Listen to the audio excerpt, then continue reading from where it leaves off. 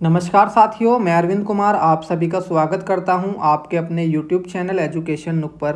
साथियों, आज की इस क्लास में हम समझने वाले हैं कि भारत के उपराष्ट्रपति का निर्वाचन किस प्रकार से होता है। तो चलिए समझते हैं कि भारत के उपराष्ट्रपति का निर्वाचन किस प्रकार से होता है।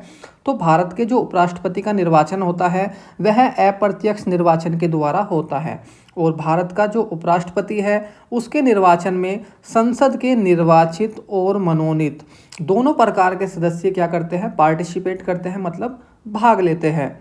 उपराष्ट्रपति का जो चुनाव होता है वह आनुपातिक प्रतिनिधित्व के आधार पर एकल संक्रमणीय मत द्वारा संपन्न होता है। जो भारत के उपराष्ट्रपति है उनका जो चुनाव होता है वह आनुपातिक प्रतिनिधित्व के आधार पर एकल संक्रमणीय मत द्वारा संपन्न होता है। तो आइए समझते हैं कि आनुपातिक प्रतिनिधित्व प्रणाली क्या है। यह एक चुनाव प्रणाली है जिसमें प्रतिनिधियों का चयन उनके दलों के प्राप्त मतों के अनुपात में किया जाता है। जो आनुपातिक प्रतिनिधित्व प्रणाली है यह मुख्यतः 3 प्रकार की होती है। नंबर 1 है पार्टी सूची प्रणाली, नंबर 2 एकल संक्रमणीय मत प्रणाली और नंबर 3 है मिश्रित सदस्य आनुपातिक प्रतिनिधित्व प्रणाली। तो इसमें जो हम समझेंगे वो समझेंगे हम एकल संक्रमणीय मत प्रणाली क्या होती है। ठीक है भाई।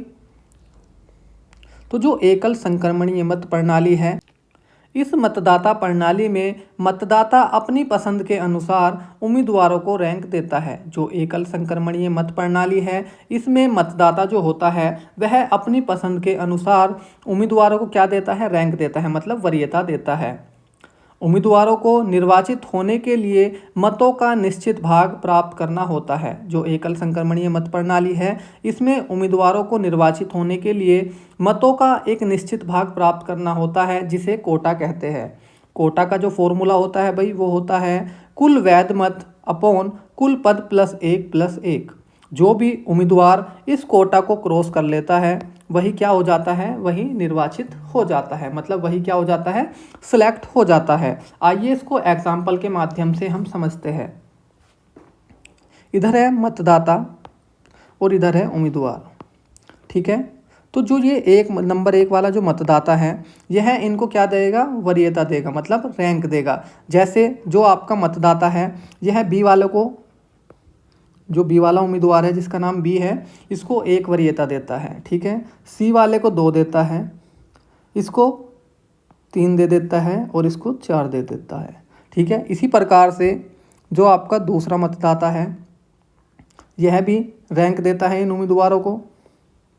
ये बी वालों को, बी जो वाला है इसको देता है 3, इसको 1, इसको 4 और इसको 2। ठीक है। जो आपका तीसरा मतदाता है यह क्या करेगा, ए वालों को, जो ए वाला उम्मीदवार है इसको 1 रैंक देगा, इसको 3 देगा, इसको 4, इसको 1। ऐसे जो आपका चौथा मतदाता है ये भी इसी हिसाब से रैंक दे देगा, इसको 2 दे देगा, इसको 4, इसको 3, इसको 1। ठीक है। अब क्या होगा, काउंटिंग, वोटों की काउंटिंग होगी। जो भी उम्मीदवार इस कोटा को पार कर लेगा वही क्या हो जाएगा भाई, निर्वाचित हो जाएगा। ठीक है। तो जो उपराष्ट्रपति का चुनाव होता है वो इसी प्रकार से होता है और राष्ट्रपति का चुनाव भी इसी प्रकार से होता है।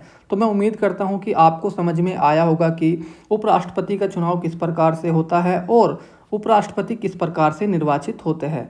अगर आपको ये वीडियो अच्छी लगी है तो आप मेरी वीडियो को लाइक कर सकते हैं और हमारे चैनल को सब्सक्राइब कर सकते हैं, जिससे कि आपको नई वीडियो का नोटिफिकेशन तुरंत मिल सके। तो आज के लिए इतना ही है, मिलते हैं अगली क्लास में। धन्यवाद।